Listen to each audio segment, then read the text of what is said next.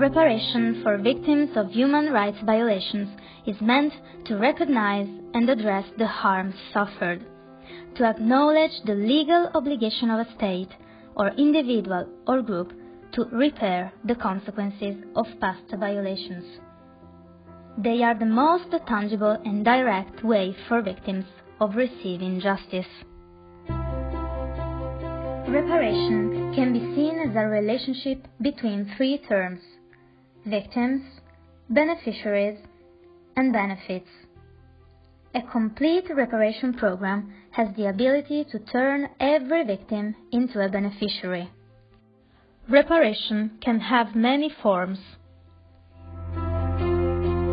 monetary compensation, restitution, rehabilitation, guarantee of non-repetition, and satisfaction, so ways to restore the dignity of the victims through institutional apologies and memorialization.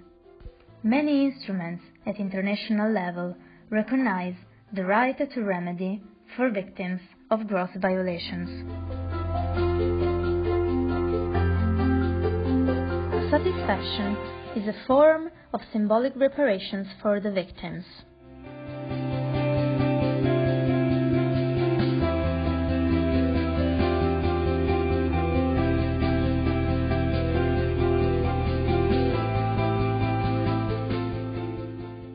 They may manifest in the form of museums, monuments, or memorials,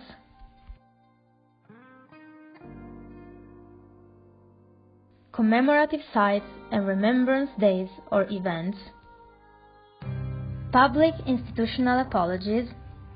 Mr. Speaker, I stand before you today to offer an apology to former students of Indian residential schools. The treatment of children in Indian residential schools is a sad chapter in our history. And even art, poetry, and literature can be important forms of symbolic reparation. A relevant example of that are spomenics in the former Yugoslavia. They are the widest concentration of public memorials in the world, commemorating people's resistance struggle during the National Liberation War against Nazi fascism. Representing memories in symbolic forms not only reminds people of their social history, but also helps others to develop empathy with these societies. In particular, memory sites, which are designed and integrated into the daily life of cities, can have a more positive effect on social memory and urban identity of societies. Symbolic reparations respond to victims' demands for truth, recognition, redignification, justice, and therefore play an important role in creating the conditions for civic trust and social solidarity between victims and others in society. Bom dia, eu sou Flávia Caroso, sou brasileira enquanto cidadã brasileira. Sou fortemente convencida do fato de que a reparação simbólica seja algo muito importante na nossa sociedade. Primeiro, para dar dignidade às vítimas de todo o processo que acabou com o fim da ditadura militar em 1985. E, em segundo lugar, também para atuar uma ruptura com o passado. Porque nós sabemos que o homem tem memória curta e relembrar o passado quer dizer não fazer os mesmos erros, não cometer os mesmos erros que cometemos no passado. E isso pode nos servir muito na atual situação do governo de Bolsonaro. E me vem à cabeça o exemplo de Belo Horizonte, que para mim é um símbolo de cultura e tem diversos memoriais que fazem com que a cidade seja símbolo de liberdade, de cultura dentro e fora do Brasil. E tem uma frase que eu gosto muito de José Saramago que diz: se podes olhar, vê, se podes ver, repara. Symbolic reparation is essential in order to recognize the rights and the identity of all victims and to address their sufferings. Even more essential for all those groups that, during conflicts, are more targeted as weaker. Between them, women play a central role.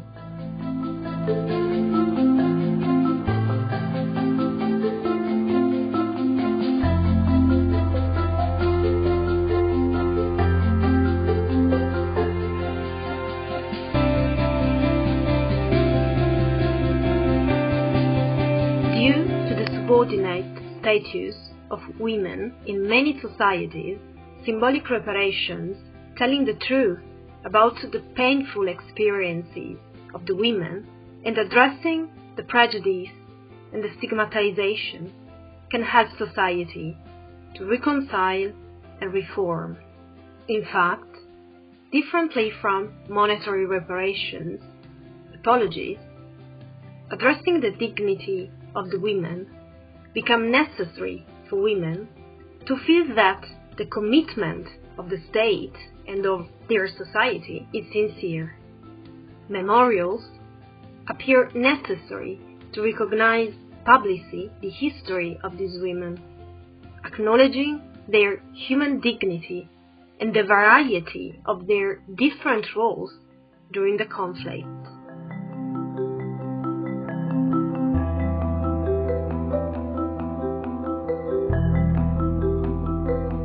A clear example of the peculiar importance of the symbolic reparations is the case of the Korean Statue of Peace, also known as Comfort Woman, that commemorates the thousands of women forced to be sexual slaves by the Japanese government during the Second World War.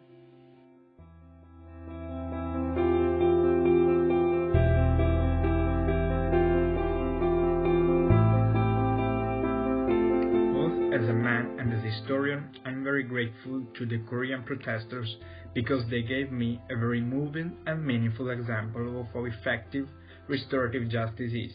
Restorative justice is able to restore the dignity of women who have been going through remarkable sexual and gender violence.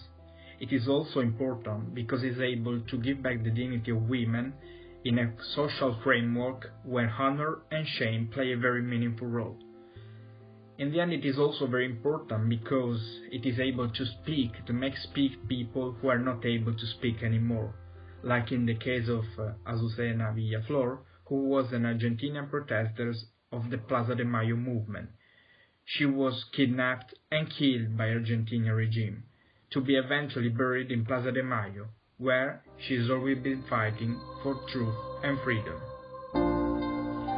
Another group for which symbolic reparations play a crucial role are the ethnic minorities. This mechanism, as for women, can rehabilitate the identity and dignity of these weak groups. The Apartheid Museum represents the value of tolerance of diversity. It wants to push for reconciliation in the country to reflect upon the tragic past, improving our present and building our future as a united nation. Many memorials also restore honor and memory to victims of ethnic genocides, as the Jewish Holocaust during Second World War and the Rwandan genocide of the Tutsi minority. The Srebrenica Genocide Memorial pays homage to the nearly 8,000 non-Serb Muslims who were systematically killed by the Bosnian Serb army during the former Yugoslavia conflicts.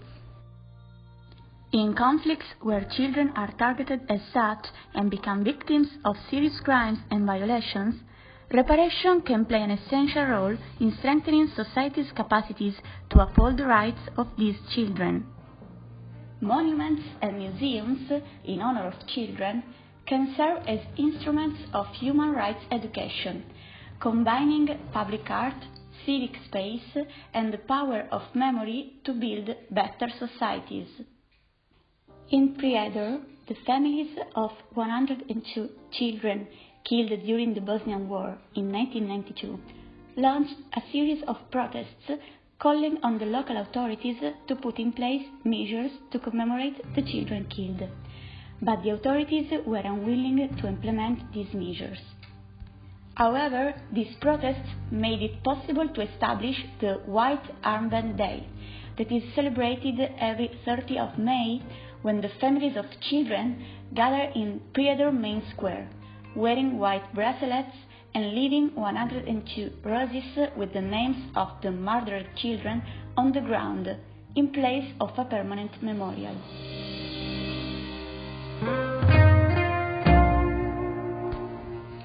I still haven't found my children's bones. Neither have many other parents. Some of the children who were executed still don't have a marked grave. We want this memorial to be able to pay them respect. Such a memorial will make it harder for those who continue to deny they were murdered.